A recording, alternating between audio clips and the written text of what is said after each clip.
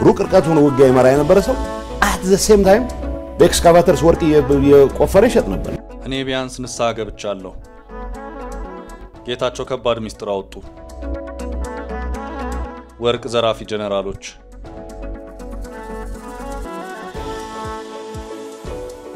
የቀድሞ የትግራይ ክልል ጊዜያዊ አስተዳደር ፕሬዝዳንት የአሁኑ የአፍሪካ ቀንድ ጉዳዮች አማካሪ አቶ ጌታቸው ረዳ በትግራይ ጦርነት ዙሪያ ለመጀመሪያ ጊዜ በሚባል መልኩ በመንግስታዊ ሚዲያ ላይ ቃለ መጠይቅ አድርገዋል። በፋና ቴሌቪዥን እና በኢቢሲ የተላለፈው ክፍል 1 ቃለ መጠይቃቸው ያለፈውን ጦርነት አስታውሰው የሚመጣውን ጦርነት ለመከላከል ያላቸውን አዲስ ትግል በስፋት አስረድተዋል። እጅግ በጣም ትኩረት የሳበው ጉዳይ ግን ራሳቸው ዋና ተዋናይ የነበሩበትን ጦርነት በተመለከተ የአይን ምስክርነት መስጠታቸው ነው። ስለ ህዋትና ስለ አመራሮቹ ድብቅ ዓላማ ከዚህ በኋላ አልዋሽም፣ እውነቱን ህዝብ ይወቀው፣ እኔ ቢያንስ ንስሐ ገብቻለሁ አይነት ጸጸት በማሳየት እንደ ኮሶ የሚመራውን እውነት አደባባይ አውለውታል።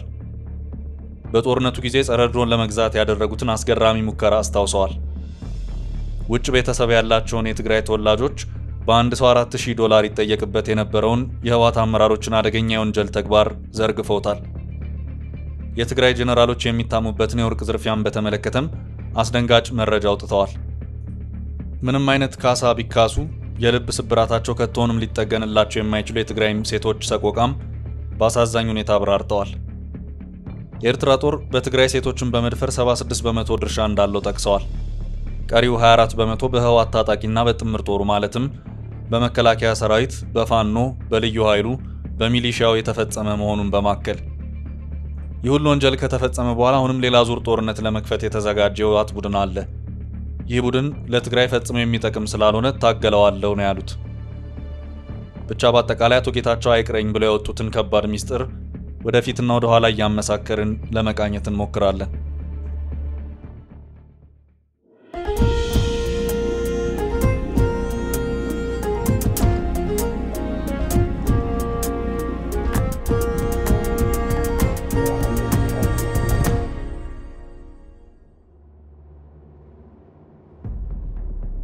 የጌታቸው ሚስጥሮች አቶ ጌታቸው ረዳ ፖለቲካዊ ሚስጥር ካላቸው አመራሮች ውስጥ አንዱ ናቸው። ሚስጥራቸው ከህዋትና ከፌደራል መንግስት ጋር ይያያዛል። ከሁሉም በላይ ደግሞ በመቶ ሺዎች እንደ ቅጠል የረገፉበት እንደ ማፋሳሽ ጦርነት በተመለከተ ከሳቸው ወዲያ የአይን ምስክር የሆነ ውስጥ አዋቂ አይገኝም። ቢገኝም እንዲህ በድፍረት ለዚያውም በመጽሐፍ ሳይሆን በሚዲያ ተንትኖ ይናገራል ተብሎ አይጠበቅም። እስካሁን ባለው ሁኔታ እንደ ጌታቸው ተጸጽቻለሁም ሆነ ንስሐ ገብቻለሁ እንዲሁም ለተጠያቂነት ዝግጁ ነኝ ብሎ ትንፍሽ ያለ አንድም የህዋት አመራር አልተገኘም። አቶ ጌታቸው በዚህ ፈርቀዳጅ ሳይሆኑ አይቀሩ። ለትግራይ ያልሆነ ህዋት ለምን ባናቱ አይተከልም አይነት አቋም እስከማራመድ ደርሰዋል። ህዋት ዛሬም ባረጀ አስተሳሰብ ተቸንክሮ ህዝብን ማገዶ ሲያደርግ ቆም ያልመለከትም ነው ያሉት። በግልጽ ታገለዋለሁ ነው ያሉት። አቶ ጌታቸው ህዋት ለሁለት ከተከፈለ በኋላ የገጠማቸው ፈተና ህይወትን እስከ ማሳጣት የሚደርስ ነው። በአንድ ወቅት በአንድ ሳምባ የተነፍሱ ከነበሩ የህዋት አመራሮች ጋር የገቡበት ሽኩቻ በእጅጉ የሚያሳስብ ደረጃ ላይ ደርሷል። አቶ ጌታቸው በህዋት ውስጥ የነበራቸው ሚና ከፍተኛውን እንጂ ትግላቸው ከበረሃ የጀመረ ስላልሆነ ከነባሩ የህዋት አመራር ጋር ይጋጫሉ። ህዋት በአዲስ አመራር በተለይም በወጣት መተካት አለበት ማለታቸው ነባሮቹን አመራሮች አስቆጥቶ እንደ ከሃዲ ያስፈርጇቸዋል። እንዲያም ሆኖ አቶ ጌታቸው በወጣቱ በኩል ድጋፍ እያገኙ መጥተዋል። ከወጣቱ በተጨማሪ እንደ እንደርታና ራያ ባሉት አካባቢዎችም ከፍተኛ ድጋፍ እንዳላቸው ነው የሚነገረው። የሆነ ሆኖ አቶ ጌታቸው በትግራይ ለተተኪው ትውልድ ምቾት በመስጠት ረገድ ድጋፍ ያገኙም አያገኙም በድፍረት ከህዋት የተነጠለ አዲስ ፓርቲ ይዘው መጥተዋል። ለዚህም ይመስላል ህዋትን ቻሌንጅ እያደረጉት ያሉት። ንስሐ ገብቻለሁ፣ እስካሁን የታገስኩት በቃ። አቶ ጌታቸው ከህዋት ጋር ትግል የጀመሩት ከበረሃ ይዞ አይደለም። በኋላ ህዋት የበላይ የሆነበት የኢህአዴግ መንግስት ሲመጣ ነው ከአስተማሪነት ወደ ከፍተኛ አመራርነት የመጡት። ሁኔታውን ሲያስታውሱም እንዲህ በማለት ነው። ከዩኒቨርሲቲ ከወጣሁ በኋላ ለረጅም ጊዜ አስተማሪ ነበርኩ። አስተማሪ በነበርኩበት ሰዓትም የማምንባቸው ጉዳዮች ነበሩ። እምነቴም ከገዢው ፓርቲ ጋር የሚቀራረብ ነበር። አባልሆንኩም አልሆንኩም ራሴን እንደ አባልነት ነበር ምቆጥረው። አባልነት ፈርሜ ነው ከፍተኛ አመራርነት የተመደብኩት። ይህ ለነባሮቹ የህዋት አመራሮች ትንሽ ግር የሚል ነገር ፈጥሮ ነበር። አኩርፎ ቢወጣስ ምን እናደርገዋለን የሚል ስጋት ውስጥ ነበሩ በማለት ሂደቱን ለማስታወስ ሞክረዋል።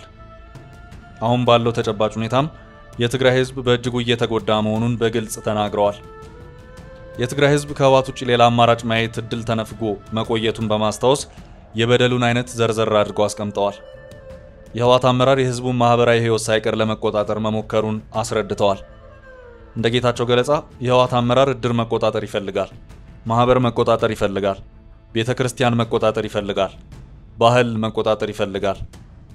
እንደዚህ በሚሆንበት ጊዜ ህዝቡ በህወሓት አመራር ላይ ያን ያህል ተቃውሞ ሳያሳይ ቆይቷል። ህዝቡ ብቻ ሳይሆን የትግራይ ተቃዋሚ ፓርቲዎች ጭምር በህወሓት አስተሳሰብ ተጽዕኖ ስር ወድቀዋል። ችግሩ የነሱ ሳይሆን የህወሓት ነው። ህወሓት ያን የመሰለ ህዝብ ይዞ ትግራይን ማድረስ የሚገባው ቦታ ላይ ማድረስ አልቻለም ይላሉ። እንደ ጌታቸው አባባል ህወሓት በህዝቡ ቢታመንም የታመነውን ያህል አልሆነም። እኔ ያልኩት ብቻ ነው ትክክል የሚል አስተሳሰብ ነው የተጠናወተው ይላሉ። የራሱን ጥቅም ብቻ የሚያሳድድ ነው ይላሉ። አመራሮቹ ህወሓትና ትግራይ አንድ ናቸው የሚለውን አጀንዳ በእጅጉ ይጠቀሙበታል ይላሉ። ይህንንም የሚያደርገው ለማጭበርበር እንዲያመቸው ነው ይላሉ። የህወሓት አመራር ራሱን የህዝብ ወኪል አድርጎ የሚገልጽ ነው። የትግራይ ጉዳይ የጓዳ ሆኖ እንዲቀር ነው የሚፈልገው ይላሉ። ይህ ማለት ህወሓትን ከትግራይ ውጪ ሌላው የኢትዮጵያ ህዝብ እንዳይሰማው በአማርኛ ቋንቋ መተቸት አይቻልም። በዚህም ሰነፍ አስተሳሰብ የተጠናወተው ነው ይላሉ። እናም የትግራይ ህዝብ በህወሓት አመራር ራስ ወዳድነት ምክንያት የታጠረ ሁኔታ ውስጥ በመቆየቱ ተጎድቷል ይላሉ። ለመፍትሄው ህወሓት በወጣት አመራር መቀየር አለበት ባይ ናቸው። አሁን ያለው የህወሓት አመራር ታምሷል። እርስ በርስ መካሰስ አብዝቷል። አመራሮች የጋራ ጉዳይ ይዘው በጋራ ማቀዳቀቷቸው ታይተዋል። ለምሳሌ ጌታቸው በዚህ ጉዳይ እንዲህ ይላሉ። እኔ ባለሁበት የህወሓት አመራር የሳምንቱን እንኳን መተንበይ አቅቶን ነበር። ህዝብ ጦርነት ውስጥ ከገባ በኋላ በመስዋዕትነቱ የፈለገውን ርቀት ሊሄድ የሚችለውን አደጋ ቀልብሶ ወደ ሰላም ከመጣን በኋላ በየሳምንቱ የሚቀያየር በየሳምንቱ አጋጣሚዎችን ልጠቀም የሚል አደገኛ አመራር ተፈጠረ። ህዝቡ የሰላሙ ተጠቃሚ እንዳይሆን የልማቱም ተጠቃሚ እንዳይሆን ህልውናው አደጋ ላይ የሚወድቅበት ሁኔታን በመፍጠር ትልቅ አስተዋጽኦ ያደረገ አመራር ነው። ይህ አመራር አሁንም እኔ ነኝ የማውቅልህ ብሎ ሊቀጥል ይሞክራል። እሱ ተቀይሯል። ካሁን በኋላ ማጭበርበር አይቻልም። እኔ ቢያንስ ንስሐ ገብቻለሁ። ይህንን ወጣት እያጭበረበርኩ መኖር የምችልበት ጊዜ አክትሟል የሚል እምነት አለኝ። ከመጀመሪያውም ይህን አስብ ነበር። ከዚያ በፊት የዚህ አመራር አባሎኝ ያጠፋቸው ጥፋቶችን ኃላፊነት ለመውሰድ ዝግጁ ነኝ። ይህ አመራር ግን ጦርነት ውስጥ ገብተን ያ ሁሉ ጣጣ ከተፈጠረ በኋላ በመቶ ሺዎች የሚቆጠር ሰው ካለቀ በኋላ የሰላም አጋጣሚ ተጠቅሞ ሰላማችንን ለማስጠበቅ በየጊዜው ሞት የለም ስልጣኑን ማስጠበቅ ብቻ የዘረፋ ኔትወርኩን ማስጠበቅ ብቻ ማዕከል ያደረገ አመራር አሁንም ሰላም ደፍርሶም ቢሆን ህዝብን ለአደጋ አጋልጬም ቢሆን ህልውናዬን አስጠብቃለሁ ብሎ እየተፍጨረጨረ ስለሆነ እታገለዋለሁ ይላሉ። አያይዘውም ህወሓት ራሱ መቀጠል ከፈለገ እኔ ብቻ አውቅላችኋለሁ ከሚል ያረጀ አስተሳሰብ መውጣት አለበት። በወጣት መተካት አለበት። የተለያዩ ጥያቄዎችን መመለስ እንደሚገባው ማመን መቻል አለበት። በጥቅሉ አመራር መቀየር አለበት። ይህን ሳያደርጉ በተለመደው መንገድ ድሮ ጥቂት ሰዎች እነገሌ እኮ አይናቸውን ጨፍነው 30 40 ዓመት ወደፊት ያያሉ የሚባል ተረት አሁን አክትሟል። የትግራይ ወጣትን በምን ማጂክ ነው አመራር ብሎ ማስቀጠል የሚቻለው? ህወሓት ይቀጥል እንኳን ቢባል አስተሳሰቡን ካልቀየረ አንድ አዳር መቆየት አይችልም ነው ያሉት። አቶ ጌታቸው ይህን በእርግጠኝነት የተናገሩት ህወሓት ከዚህ በኋላ በጦርነት የሚያገኘው አንዳችም ጥቅም ስለሌለ ነው። ይልቅ የትግራይን ህዝብ ወደ ባሰ እልቂት ሊመራ ይችላል የሚል ስጋት ነው ያለው። ዝግጅቱ የሚያሳየው ይህንኑ ስለሆነ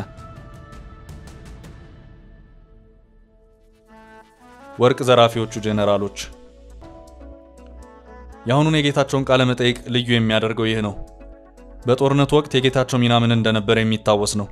የትግራይን ወጣት ለጦርነት የሚያነሳሳ አነቃቂ ንግግር በማድረግና መንግስትን በመተቸት የሚያክላቸው አልነበረም።